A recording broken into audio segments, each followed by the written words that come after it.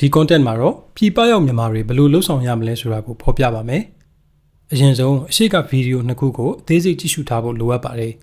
။ပြည်ပလို့ပြောတဲ့နေရာမှာထိုင်းနိုင်ငံမှာစမ်းသပ်ထားတာတွေကိုအခြေခံပြီးဖော်ပြမှာဖြစ်ပါတယ်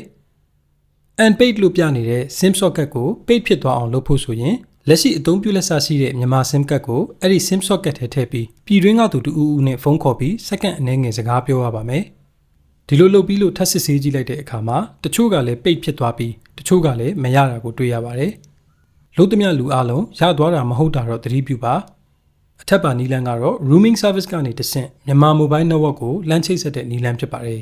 ။မလွဲနိုင်တဲ့နီလန်းကတော့ပြည်တွင်းမှာသာလှုပ်ဆောင်တဲ့နီလန်းဖြစ်ပါတယ်။ကျေးဇူးတင်ပါတယ်